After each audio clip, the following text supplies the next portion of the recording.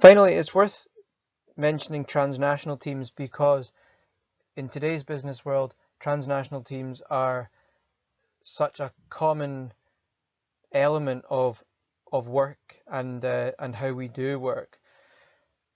The issue with transnational teams is that you are immediately including not just the team cultural dynamics, but also the national and social cultural dynamics of the members of the team.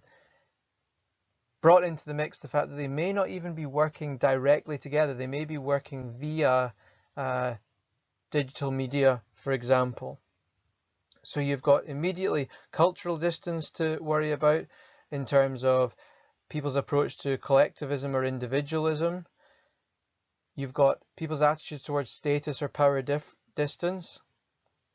And I can remember an anecdote I was told by someone who worked uh, in the oil industry in Norway, where there is a very low power distance traditionally in Scandinavian countries. And this oil company had recently been bought over by an oil business in Texas, and the big boss flew over from Texas and was implementing some form of change into a department, and he told the Norwegian employee that this is what was going to happen and he'd like him to do it. And the Norwegian employee turned around to him and said, "No, I'm not going to do that."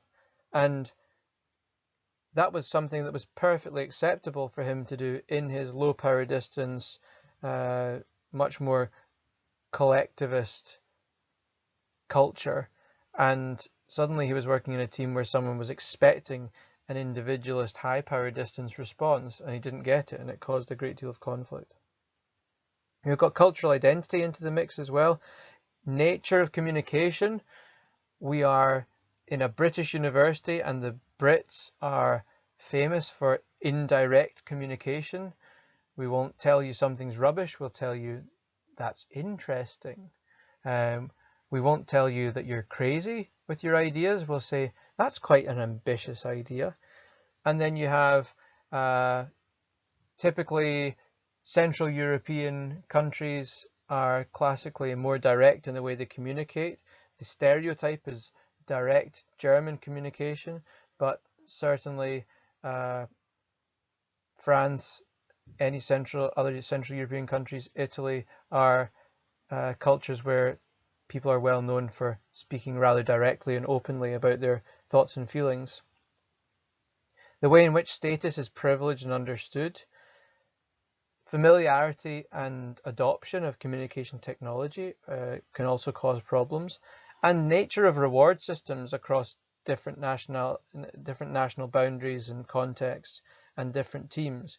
So the nature by which a team is rewarded will be contingent on the team's culture, and this the value of the reward for a team will be interpreted differently depending on the nature of the team and the nature of the national cultures that make up the team.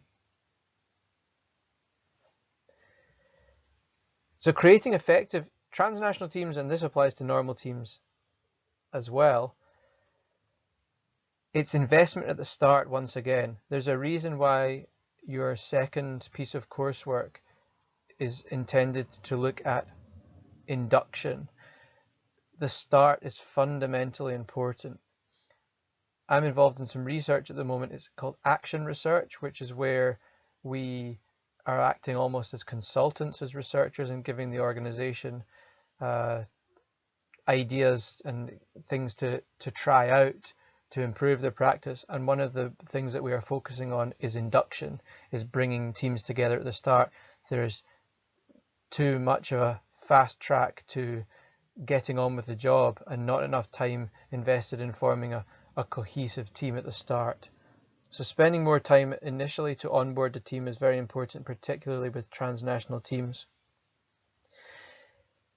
There needs to be an encouragement of a common perspective and cultural awareness, and that is compounded when you're not actually physically together, because stereotypes and defensive routines, as Kahneman and Tversky would call them, they kind of kick in to automatic pilot and cause a lot of difficulty.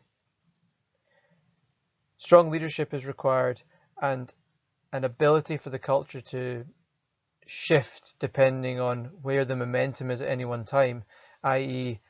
if you've got a team working between Japan and America, a hybrid team, and the momentum of tasks moves between the two countries depending on what's going on at the time, there needs to be the ability for the culture to slightly shift towards the dominant team culture at that time.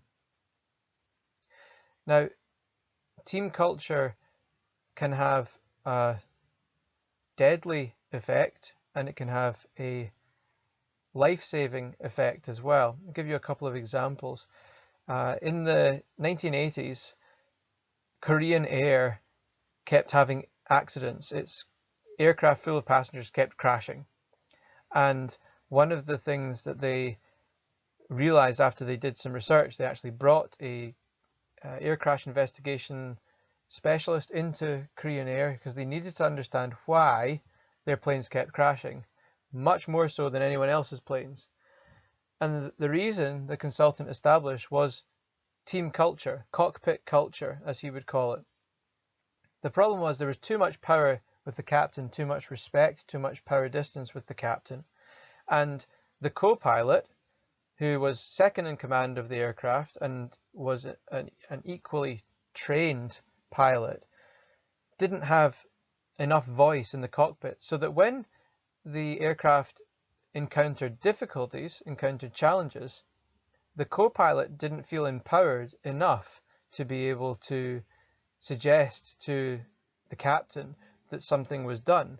And there's a classic example where a Korean Airways, I think it was a 747, so a big passenger aircraft, was flying over water and on its way into the land, and was approaching a mountain range. And it was essentially the captain had put in the altitude setting wrong, so the plane had started to descend, and the co-pilot said, Captain, there seems to be a bit of an issue with altitude here. I think we're going to be flying a bit close to the mountains. And the captain said, no, it's absolutely fine. Don't worry about it. And the co-pilot, who was still looking at the altitude, knowing it was wrong, politely again said, Captain, I do think that we should possibly have a look at the altitude. And the captain dismissed him again. Ground warning light alarm started to go off. The captain still ignored him. And it's almost comical, even though it's terrible. Essentially, the last thing that the co-pilot said before the plane crashed into a mountain was, "Oh, Captain, that mountain looks quite close, doesn't it?" And then it was too late by that point. And this was simply team culture having a fatal impact on the consequences for this team. A more positive example of how organizational and team culture can have really positive impact is with an American oil company. And this company got a new CEO. I say oil, I should say metal company, I beg your pardon. And this company got a new CEO. It's called Paul O'Neill, and he came in and he had his first shareholders meeting. So he's addressing the people who own the business and setting out his manifesto for what he plans to do as CEO. And he said the only thing that he planned to focus on was health and safety. I only want to talk to you about workplace safety, was what he said to these shareholders. And this was because he'd seen that a lot of workers were being injured or even dying every year in workplace accidents, and he wanted to reduce that because they're working with hot metals and so on. And this is a group of investors who are looking for a return on their investment, and they were kind of flabbergasted. They were saying, "Oh, what are you talking about? Why are you telling us about worker safety? We want to know about profit. And his response to that was, I don't think you heard me. I only care about worker safety. And there was actually a move made by shareholders calling him a crazy hippie CEO.